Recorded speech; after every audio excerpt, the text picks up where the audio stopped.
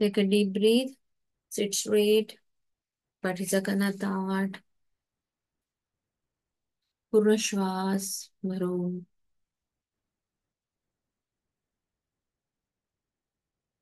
Hold. Excel. पुन्हा एकदा श्वास घ्या. होल्ड. एक्सेल. श्वास सोडताना शरीरातला त्राण बाहेर सोडत आहे. स्ट्रेस बाहेर सोडत आहे. अशा प्रकारे तुम्हाला श्वास सोडायचा आहे.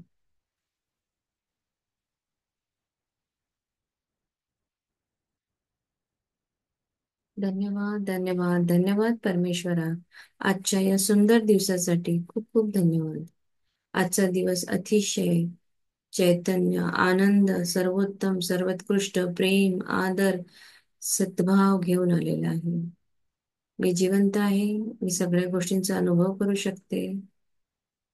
माझे आप्तेजन सगळे छान आहेत. त्यासाठी तुझे खूप खूप आभार परमेश्वरा. माझ्या आईसाठी आभार, जिने मला जन्म दिला, पालन पोषण केलं, मला दूध पाजलं, मोठं केलं. माझ्या आईसाठी खूप खूप धन्यवाद. धन्यवाद माझ्या वडिलांसाठी, ज्यांनी मला खूप प्रेम दिलं, माझं शिक्षण पूर्ण केलं, मला हव्या असलेल्या सगळ्या गोष्टी मला त्यांनी दिल्या. मला डोक्यावर असं खांद्यावर बसून असं खूप खूप फिरवायचे. मला जी गाडी हवी होती ती त्यांनी मला घेऊन दिली. माझ्या वडिलांसाठी खूप खूप धन्यवाद. धन्यवाद परमेश्वरा. सुंदर असे 5 तत्व तू आम्हाला दिलेस. धरती माता जी आम्हाला सतत ग्राउंडेड राहायला शिकवते. फळं, फुलं, भाज्या, खनिज, पेट्रोल, हिरे, मोती, माणिक सगळं आम्हाला ती देते. नवीन नवीन ठिकाणी आम्हाला ती नेते. सुंदर सुंदर पहाड, झरे, नद्या, मोठी मोठी ठिकाणं तिची खूप सुंदर आहेत, खूप रमणीय आहेत. धरती माता आम्हाला हे सगळं देण्यासाठी खूप खूप धन्यवाद. धन्यवाद जलपिता, जी आम्हाला तृष्णा भागवतं. पाण्याचा वापर हा दैनंदिन जीवनामध्ये भरपूर प्रमाणात होतो. प्रत्येक गोष्टीसाठी पाण्याचा उपयोग होतो. या अमृत तुल्य पाण्यासाठी खूप खूप आभार. आभार अग्निदेवतेसाठी, सूर्य भगवान,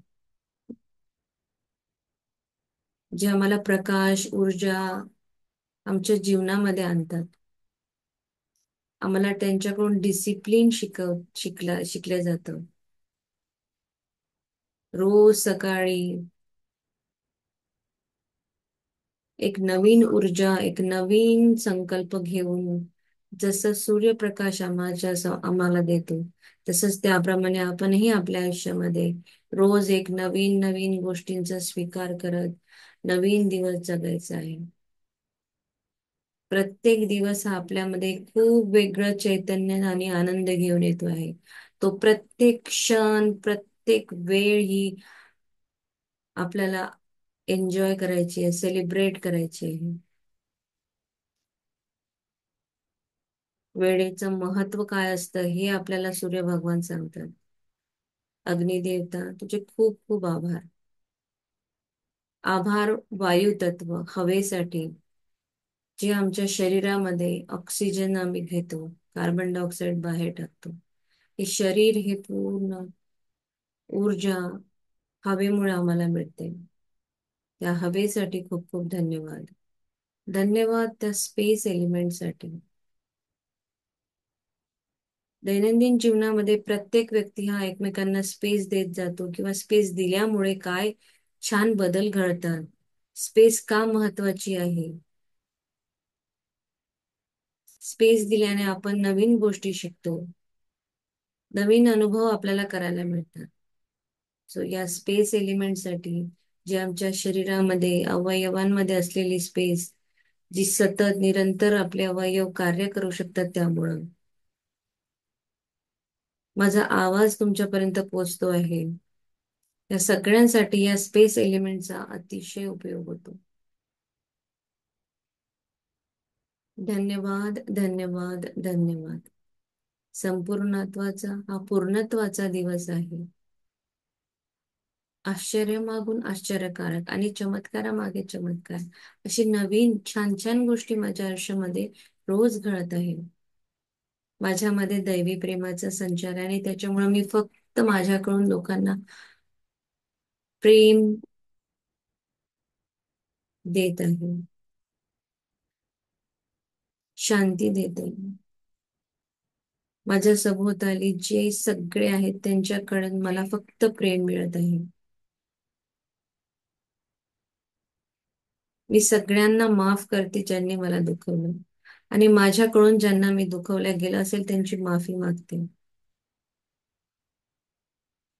प्रत्येक दिवस हा माझ्यासाठी सोन्यासारखा आहे, सर्वोत्तम आहे. माझा आजचा दिवस अतिशय छान आहे. या सुंदर दिवसासाठी खूप खूप शुभेच्छा.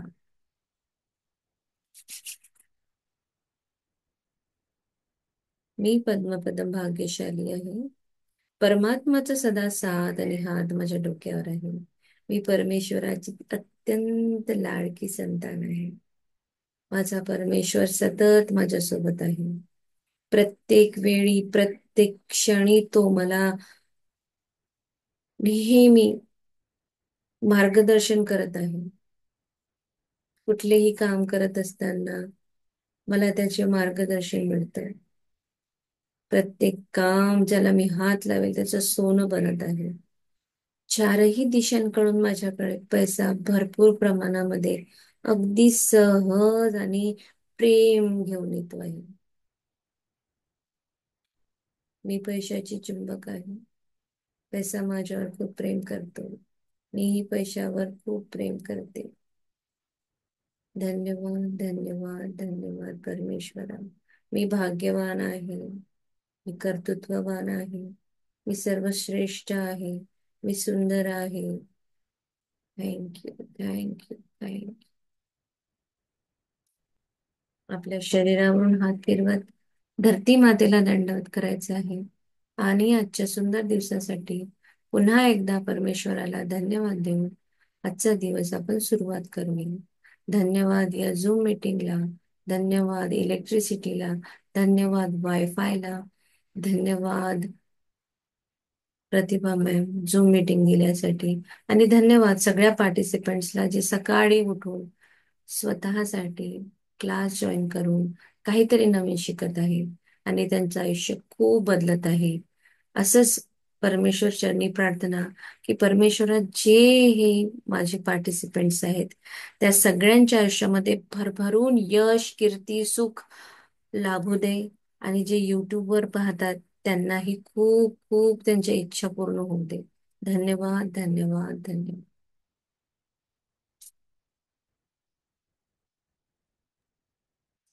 New day today.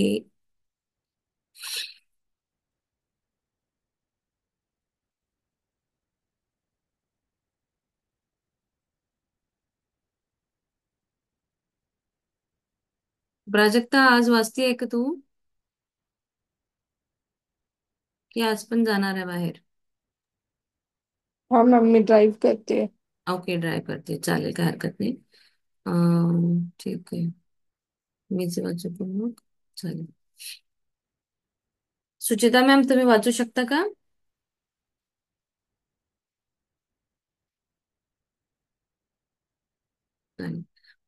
Lesson number 14 तुमचे अंतर्मन आणि वैवाहिक समस्या.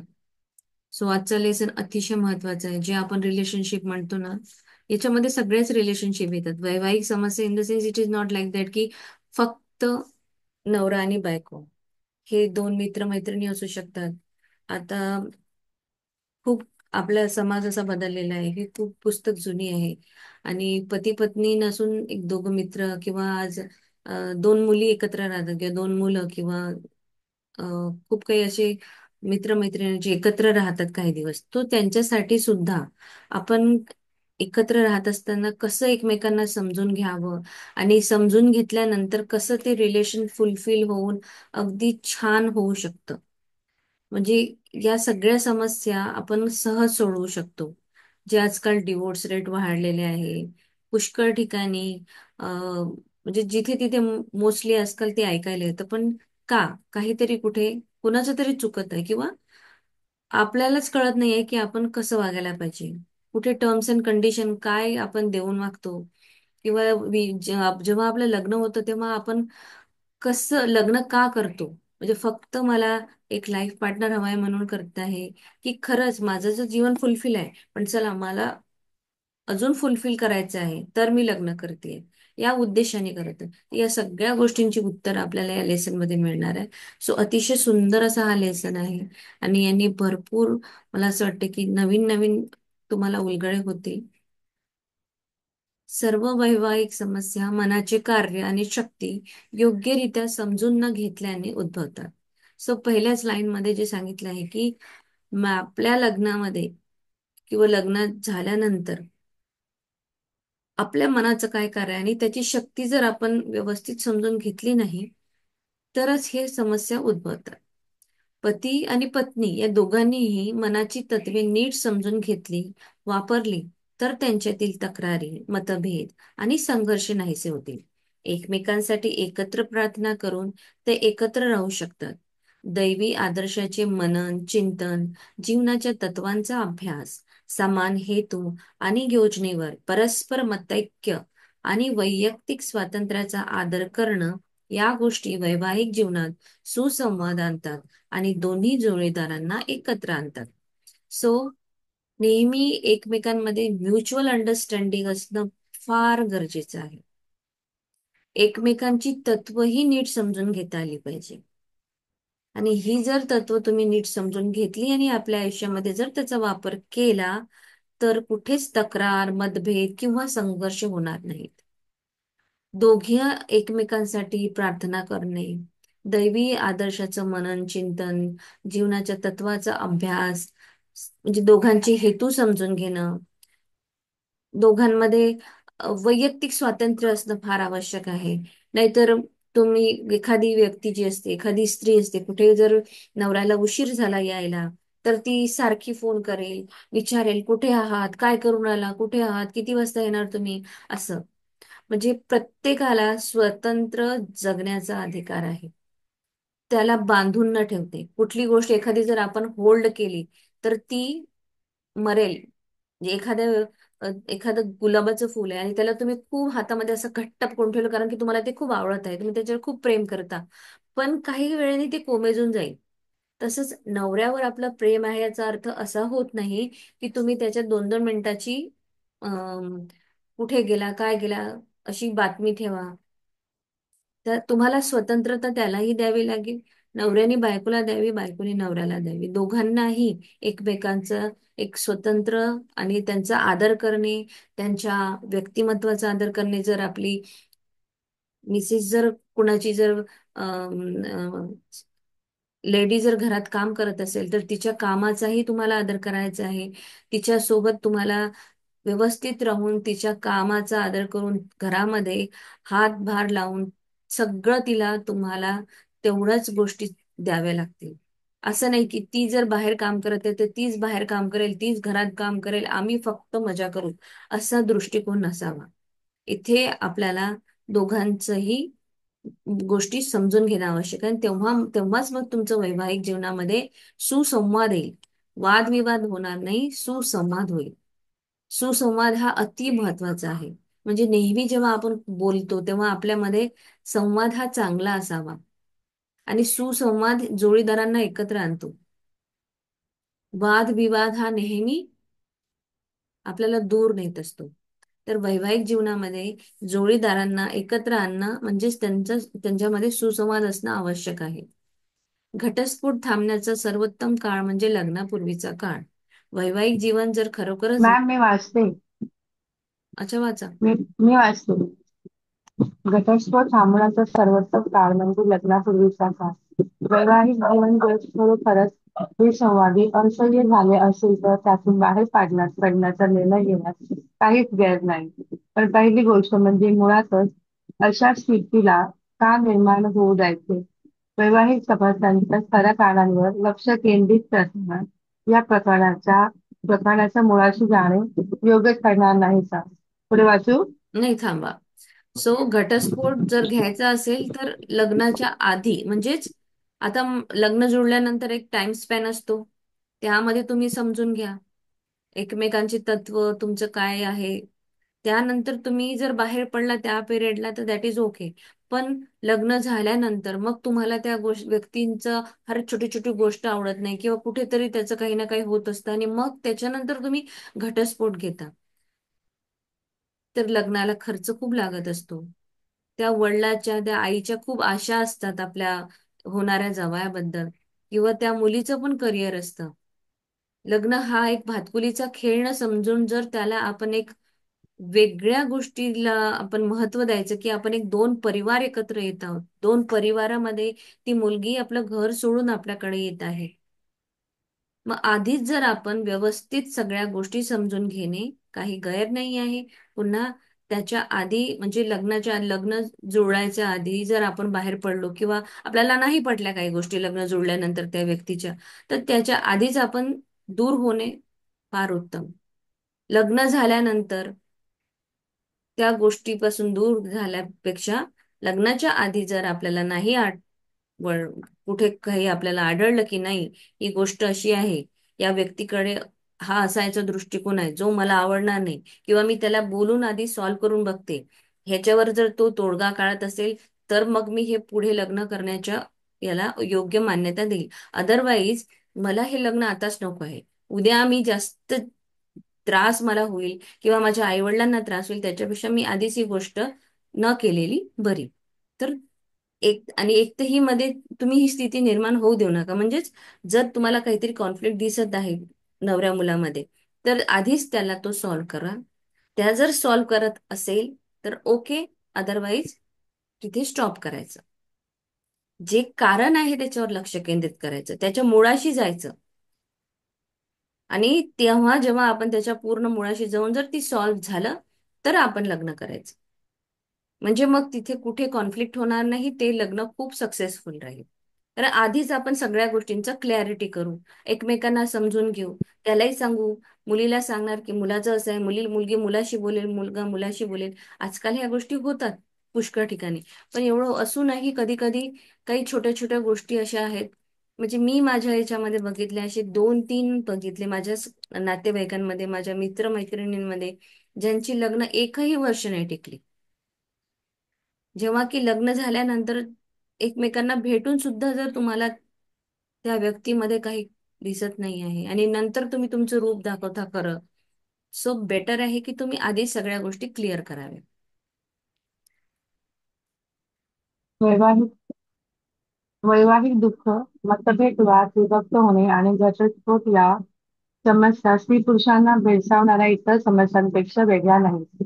त्यांच्याबद्दल असेही म्हणता येईल की या समस्या त्यांच्या बाह्य आणि अंतर्मनाची कार्यपद्धती आणि परस्पर संबंध यांच्या बाबतच्या गैरसमजातून उद्भवतात. वैवाहिक दुःख, मतभेद, वाद आणि विभक्त होणे आणि घटस्फोट ह्या समस्या ज्या आहे, ह्या दोघांनाही आहे. म्हणजे एकच कुठला व्यक्ती सफर होत नाही याच्यामध्ये, दोघांनाही याच्यामध्ये तुम्हाला समस्यामध्ये वेगळ्या नाही, दोघांनाही सफर व्हावं लागतं. तर समस्या हा त्यांच्या बाह्य आणि अंतर्मनाची कार्यपद्धती आणि परस्पर संबंध यांच्यामधून गैरसमज निर्माण होतो. म्हणजे तिचं राहणं, तिचं समजा एखाद्या मुलीला खूप असं वेगळं काहीतरी राहायला आवडत असेल आणि तिचं वेगळं कार्यपद्धती आहे, तिचं एखादा फ्रेंड सर्कल असेल किंवा तिला असं वाटतं की आपण महिन्यातून एकदा आपल्या फ्रेंड सोबत जावं बाहेर कुठं फिरायला, किंवा तिला जॉब करायला आवडेल लग्नानंतर. तिचं म्हणजे सगळ्या हा जे आहे, हा तिचं बाह्य आणि अंतर्मन, तिची कशी कार्यपद्धती आहे, ही परस्परांमध्ये जी गैरसमज निर्माण होतं. तर हे गैरसमज होतात आणि म्हणून मग त्या समस्या येतात.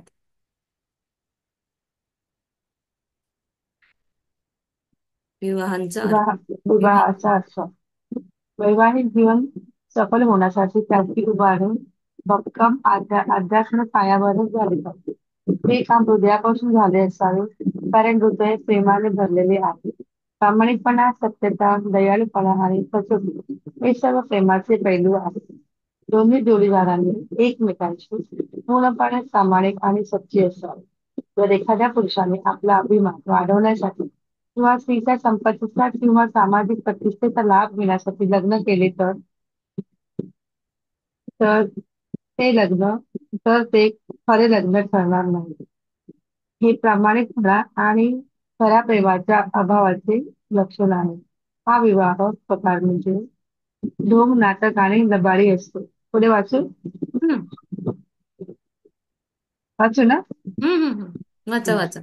जर एखादी स्त्री म्हणाली, मला काम करून कंटाळा आला आहे, सुरक्षिततेसाठी मला लग्न करायचे आहे, त्यामुळे तिचा मूळ विचारच चुकीचा आहे.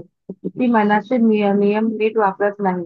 जी सुरक्षितता तिच्या बाह्य आणि अंतर्मनाच्या परस्पर संबंधांच्या ज्ञानावर आणि त्याचा उपयोग यावर अवलंबून असतो. एक मिनिट थांबा. जर थांबा थांबा. सो किती व्यवस्थित सांगितलं आहे. प्रेम म्हणजे लग्नाचा अर्थ काय आहे? लग्नाचा अर्थ आहे, आधी मी फुलफिल राहील, माझा पहिले पूर्ण कप भरला राहील, मग मला प्रेम अजून द्यायचंय, मी प्रेम वाढवेल, म्हणजे माझी एक परिपूर्णता आहे, मग मी लग्न करेल. पण लग्न कधी कधी कशासाठी होतं, की काही गोष्टी मी खूपदा ऐकल्या आहे अशा. एखादा मुलगा जर त्याला एखादी वाईट सवय असेल ना, तर जनरली मी माझ्या आजूबाजूला ऐकलंय, मला तुमचं माहित नाही. मुलगा वाया गेल्यापेक्षा त्याचं लग्न करून द्या, म्हणजे बायको येईल तर सुधरेल तरी. बरोबर आहे. म्हणजे ती ऑलरेडी तुमचा बिघडलेला आहे, तुम्ही तिला घरी आणायचा विचार करताय. तिच्याकडून कसा सुधरेल तो, तुमच्याचकडून तो सुधरला नाही, तिच्याकडून कसा सुधरेल? म्हणजे तुम्ही ऑलरेडी सफर करत आहात, तुम्ही अजून एक व्यक्ती आणत आहे तिला त्रास द्यायसाठी. तिचं जीवन तुम्ही याच्यात टाकत आहात. तुम्ही हा विचार करायला पाहिजे आधी. मेन काय तुमचा पाया आहे लग्नाचा. आपला मुलगा वाया गेलाय, त्याला सुधारण्यासाठी आपल्याला एक पाहिजे, तर एखादी दुसरं एखाद्या संस्थेला जाऊन तुम्ही हे घ्या ना. एखाद्या काउन्सिलरकडे जाऊन तुम्ही एखादा विचारून बघा, की आमचा मुलगा बिघडलाय तर आम्हाला त्याला दुरुस्त करायचंय, कसं काय करायचं. तुम्ही एखाद्या ऑफिसमध्ये जाऊन त्याचं काउन्सिलिंग करून घ्यायचं ना. एका मुलीचं जीवन त्याच्यासाठी कशाला धोक्यात टाकायचं. सो जीवन सफल होण्यासाठी त्याची उभारणी ही जी आहे ना, आध्यात्मिक पायरीवर झाली पाहिजे. हे काम जे आहे ना, हृदयातून झालं पाहिजे, कारण हृदयामध्ये प्रेम असतं, प्रामाणिकपणा, सत्यता, दयाळूपणा, हे सगळे जे आहे हे प्रेमाचे प्रकार आहेत, पैलू आहेत. आणि जेव्हा जोडीदार प्रती प्रामाणिक आणि जेव्हा ते सच्चे असतात, खरे असतात एकमेकांबद्दल, तेव्हा ते प्रेम, तेव्हा ते लग्न खूप सफल लग्न होतं. काही काही लोक, अरे प्रतिष्ठा वाढली पाहिजे म्हणून लग्न, किंवा मग ह्या मुलीशी लग्न केल्यावर मला चांगला पैसा मिळेल, एकुलती एकच मुलगी आहे आणि चला मला काम करायचं, म्हणजे लग्न करायचंय. हवं ते तिला आवडणार नाही, त्याला मे बी त्याला चेहऱ्याने ती आवडती नसेल कदाचित, कदकाठीने कमी असेल, पण तिच्या वडिलाकडे खूप संपत्ती आहे, मग ती मला मिळेल या उद्देशाने. म्हणजे उद्देशच तर, सगळ्यात पहिले उद्देशच चुकीचा आहे. मेन कारणच चुकीचं आहे लग्न करायचं. तर ते लग्न खरं ठरणार नाही. स्वतःचा अभिमान वाढवायसाठी, स्त्रीच्या संपत्तीचा, तिच्या प्रतिष्ठेचा, एखादी जर मुलगी आहे ती छान एखाद्या गव्हर्नमेंट जॉब करते किंवा एखाद्या रिनाऊंड कंपनीमध्ये काम करत आहे, आणि मुलाला असं वाटेल की नाही नाही, छान कंपनीत काम करते, मी हिच्याशी लग्न करतो. लग्न झाल्यानंतर कळेल की तिच्या स्वभावामध्ये काहीतरी वेगळे दोष गुण आहेत. मग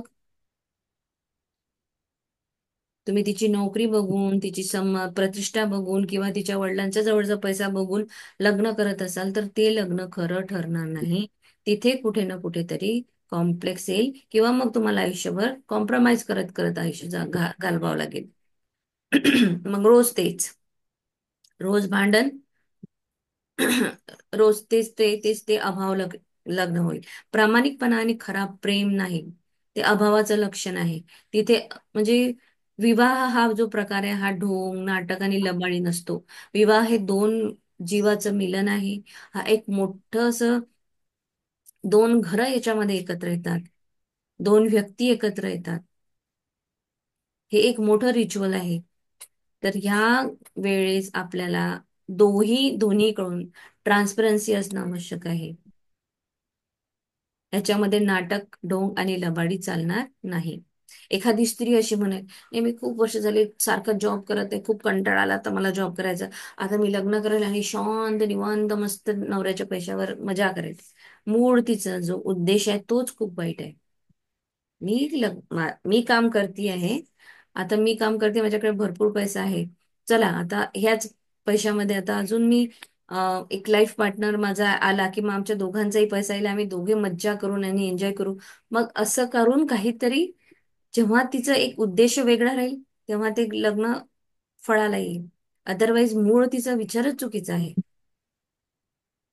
इथे मनाचा नियमच नीट नाही. मनाचा नियम हा तुम्हाला कधीच सांगणार नाही.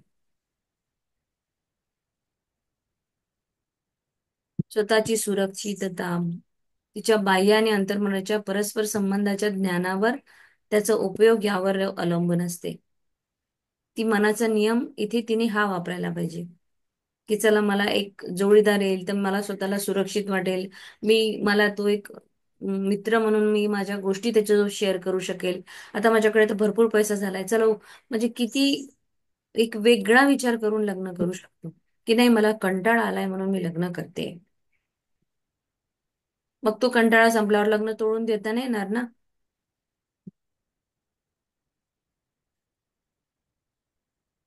तर गोष्टी खरंच आहे. एखाद्या स्त्रीने किंवा पुरुषाने या पुस्तकात वर्णन केलेला तंत्राचे पालन केले तर तिला कधीही संपत्ती किंवा आरोग्याची कमतरता भासणार नाही. तिची संपत्ती तिच्या पती, पालक किंवा इतर कोणत्याही स्रोताकडून येणार नाही, तर आपोआप येईल. ती ही आरोग्य, शांती, आनंद, प्रेरणा, मार्गदर्शन, प्रेम, संपत्ती, सुरक्षितता, आनंद किंवा जगातील इतर कोणत्याही गोष्टींसाठी तिच्या पतीवर अवलंबून राहू शकत नाही. तिची सुरक्षितता आणि मनशांती तिला तिच्यातील आंतरिक शक्ती बदलत राहण्यातून आणि तिथे करता मनाच्या नियमांचा विधायक पद्धतीने सतत वापर केल्यामुळे येतो. हम्म. आता एखादी स्त्री किंवा मुलगी आहे, ती म्हणेल की अरे, मी तर काही शिकलेली नाही आहे, माझ्याकडे पैसा नाही आहे, आता मी लग्न जर केलं तर मला छान श्रीमंत नवरा मिळेल, मग मी त्याच्या पैशावर मस्त यश करेल. असं मनाचा नियम इथे कुठंच नाही आहे. आपल्या मनामध्ये आपल्याला सांगितले तुमच्यामध्ये प्रचंड शक्ती आहे, तुम्ही काहीही क्रिएट करू शकता. त्या मुलीमध्ये तेवढी शक्ती आहे की ती स्वतःचा पैसा क्रिएट करू शकते. तर आपल्याला त्याचा वापर करायचा आहे. या पुस्तकाच्या तंत्राचा जर वापर केला तर संपत्ती, आरोग्य हे भरभरून मिळणार. याची कुठेच कमी होणार नाही. पती, पालक, इतर कुठल्याही स्तोत्राकडून तो तिला मिळणार नाही, जो ती स्वतः करू शकेल. कारण ती स्वतःच एक वेगळं व्यक्तिमत्व आहे. तिच्यामध्ये परमेश्वराचा वास आहे. तिच्या अंतर्मनाने ती काहीही काम करू शकते. ती स्त्री जी आहे ती स्वतःचे आरोग्य, शांती, आनंद, प्रेरणा, मार्गदर्शन, प्रेम, संपत्ती, सुरक्षितता, आनंद यासाठी ती दुसऱ्यांवर अवलंबून नाही. ती सक्षम आहे. स्वतः ती सगळं करू शकते. तिची सुरक्षितता, मनशांती ही तिला तिच्या आतून कशी येते, त्या आतली शक्ती तिला त्याच्यासाठी वापरावी लागेल. आणि तुमच्या सबकॉन्शियस माइंडचा, स्वतःच्या मनाचा, नियमाचा वापर जर विधायक पद्धतीने केला तर तिला हे सहज मिळेल. त्यासाठी लग्न केलं पाहिजे, किंवा लग्न माझं कमी आहे, माझ्याकडे काहीतरी म्हणून मी लग्न करते, पहिले ती हीच भावना म्हणजे चांगली नाहीये. ती तुमच्या पैशाबद्दल असू दे, तुम्ही कुठे जॉब करायला जाता तिथे असेल, अरे हा जॉब चांगला नाहीये, इथे मला बॉस खूप त्रास देतो, इथे असंच वातावरण आहे, इथे कलिग्ज असे आहेत म्हणून मला हा जॉब नकोच आहे. तुम्ही जर हे म्हणून हा जॉब सोडत असाल तर दुसऱ्या जॉब मध्ये पण तुम्हाला तेच सेम मिळेल. कारण तुम्ही जे आज परफ्यूम लागला आहे, तुमचं जे परफ्यूम आहे तेच तुम्ही कॅरी करून पुढे, व्यक्ती म्हणून तुम्ही चेंज नाही होणार. एखादा व्यक्ती आहे त्याचं लग्न झालं, त्याचा स्वभावच नाहीये ठीकठाक, तो कंटिन्युअस काहीतरी त्याचं क्रिटिसिझम चालतं, हे चालतं, हे चालतं. मग लोक म्हणाल, हे मग घरातलं, अरे ही बायको नाही आली, चालले चला आता या दोघांचं पटत नाही, डिवोर्स घेऊन घ्या, आता मी दुसरं लग्न करतो. आणि तो व्यक्ती दुसरं लग्न करेल, पण त्याचा जो फ्रेग्नेन्स आहे, त्याचं जे व्यक्तिमत्व आहे, त्याचा जो स्वभाव आहे तो सेम आहे, तो चारही लग्न करेल तरी फेरच ठरणार आहे.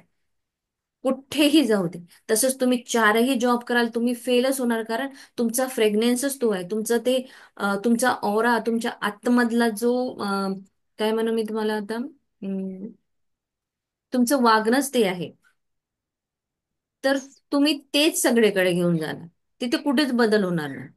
पहिले तर मी फुलफिल होईल, मी सगळं व्यवस्थित राहील, माझ्या कामामध्ये मी पॉझिटिव्हिटी आहे, मी सगळं काम मला आवडतं, मी काम करतो, मी माझ्यामुळे ऑफिसमध्ये एकदम चैतन्य निर्माण झालेलं आहे आणि सगळे खूप खुश आहे, माझं इन्क्रीमेंट झालं आणि सगळ्यांना आणि त्यावेळेस जेव्हा मी नको आता मला याच्यापेक्षा काहीतरी वेगळा जॉब करायचा आहे, तेव्हा जेव्हा तुम्ही दुसरा जॉब हा सोडून दुसरा घ्याल ना, तेव्हा मग तुम्हाला बघा खूप छान जॉब मिळेल, तुम्हाला अजून चांगला मिळेल, अजून चांगलं तुम्ही तिथे करू शकाल. कारण ऑलरेडी तुम्ही इथे फुलफिल आहात आणि त्या फुलफिलनेसचा जो फ्रेग्रन्स तुम्ही सगळीकडे मग तो घेऊन जाल.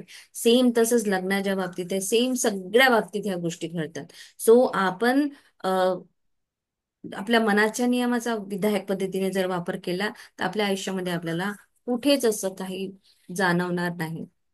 स्वतः आपल्यामध्ये पहिले फुलफिल असावं. काही कमी आहे, माझी गाडी खराब झाली किंवा मला माझ्याकडे गाडी खराब झाली म्हणून दुसरी घ्यायची आहे.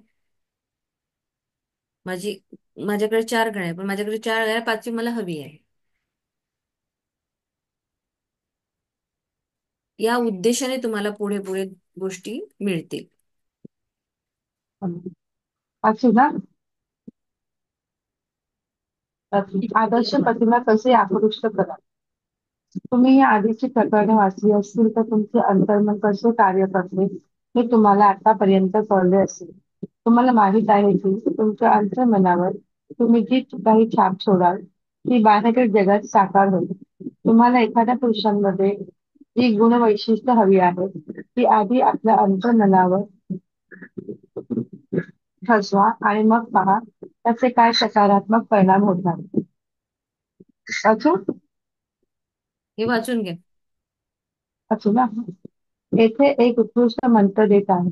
रात्री खुर्चीवर आरामात बसा, डोळे बंद करा, शरीराला पूर्णपणे रिलॅक्स करा. एकदम शांत, निष्क्रिय आणि ग्रहणशील व्हा. तुमच्या अंतर्मनाशी बोला आणि सांगा, मी आता एका प्रामाणिक, सत्यवादी, निष्ठावान, शांत, आनंदी आणि समृद्ध अशा पुरुषाला आकर्षित करत आहे.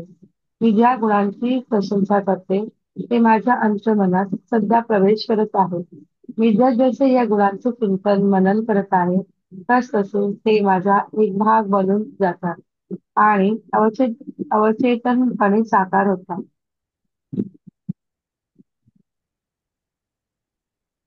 थांबा. थांबा. हा, खालचे हे तीनही वाचून घ्या मग. हा घेते. उत्तम गेलो साकार. मला माहित आहे की आकर्षणाचा नियम अचूक आहे आणि मी माझ्या अवचेतन श्रद्धेनुसार अशा माणसाला माझ्याकडे आकर्षित करत आहे जो मला माझ्या अंतर्मनाला खराखुरा वाटतो. मला माहित आहे की मला माहित आहे की मी त्याच्या शांती आणि आनंदात योगदान देऊ शकतो. त्याला माझे आदर्श आवडतात आणि मला त्याचे आदर्श आवडतात. त्याला माझ्यावर विजय मिळवायचा नाही. मला त्याला बनवायचे नाही. आमच्यामध्ये परस्पर प्रेम, स्वातंत्र्य आणि आदर आहे. तुमचे अंतर्मन विचारांनी भरण्याच्या या प्रक्रियेचा सराव करा. मग असा एक माणूस तुमच्याकडे आकर्षित होईल ज्याच्यात तेच गुण वैशिष्ट्य असतील ज्याची तुम्ही मानसिकदृष्ट्या कल्पना केली होती. तुमची अवचेतन बुद्धिमत्ता तुमच्या दोघांना भेटण्याचा मार्ग खुला करेल.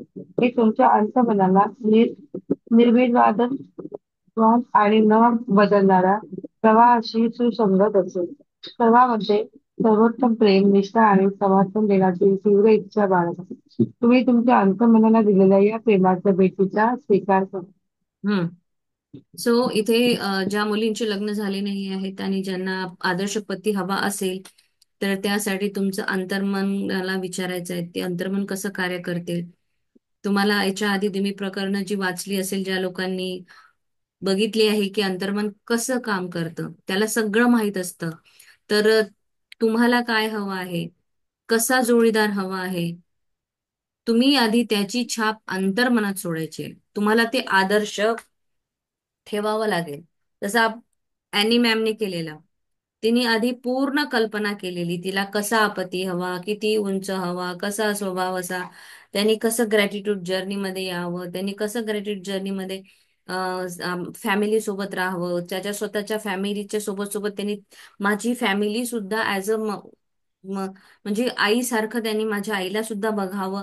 या सगळ्या गोष्टी डिटेल मध्ये जसं अॅनीने केल्या आणि तिला सेम तसंच नवरा मिळाला.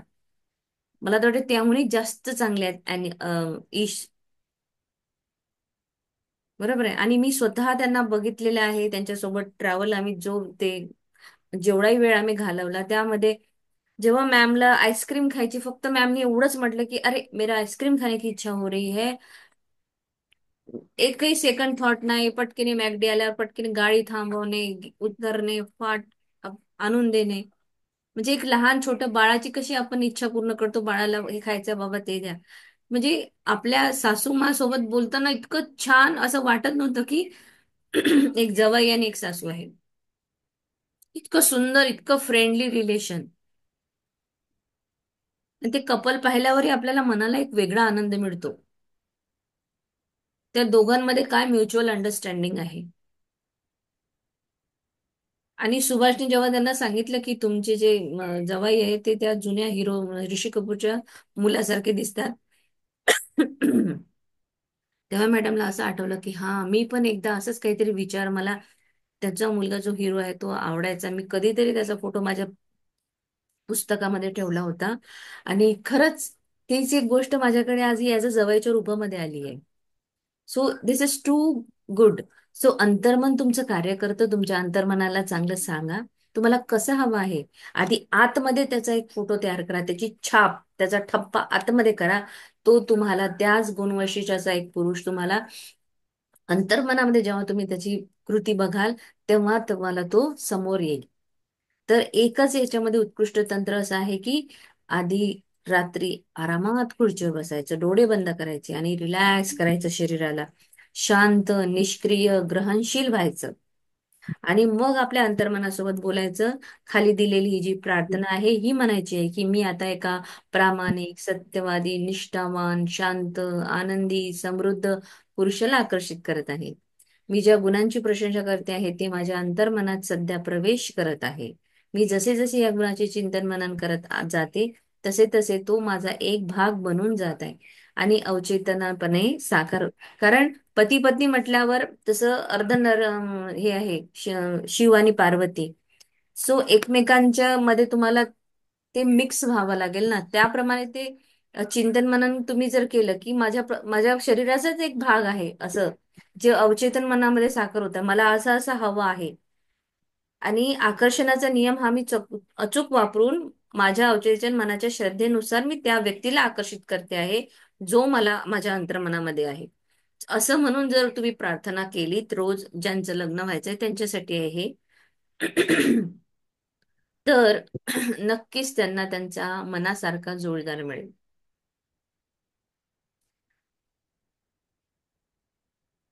शांती, आनंदात योगदान देऊ शकणारा आदर्श असा नवरा जर ज्यांना निवडायचा असेल, तर त्यांनी ही प्रार्थना लिहून रोज रोज म्हणायची आणि त्यांना त्यांच्या मनासारखा नक्कीच जोडीदार मिळेल. या सगळ्या गोष्टींचा जर तुम्ही कंटिन्युअस सराव केला, अंतर्मनला विचारांनी पूर्ण भरवलं आणि व्यवस्थित, तर तोच एक फ्रेम तुमच्याकडे आकर्षित होईल. जसं आपण 2-3 दिवसापूर्वी पण बघितलं की जे पाहिजे ते जर आपण आपल्या आतमध्ये पहिले पूर्ण एनर्जी फील्ड क्रिएट केली, तर सेम त्याच एनर्जी सारखी वस्तू ती आपल्याकडे आकर्षित होत असते. सो सेम असंच ही गोष्ट काम करणार. आणि अवचेतन बुद्धिमत्ता तुमच्या दोघांना भेटण्याचा मार्ग खुलाही करेल आणि तुम्हाला ती व्यक्ती मिळेल. आणि मग हे प्रेम, निष्ठा, समर्थन ही दोघांमध्येही व्यवस्थित राहील. दोघंही एकमेकांसाठी अशी तृप्त, समृद्ध असे एक लाईफ पार्टनर तुम्हाला मिळेल.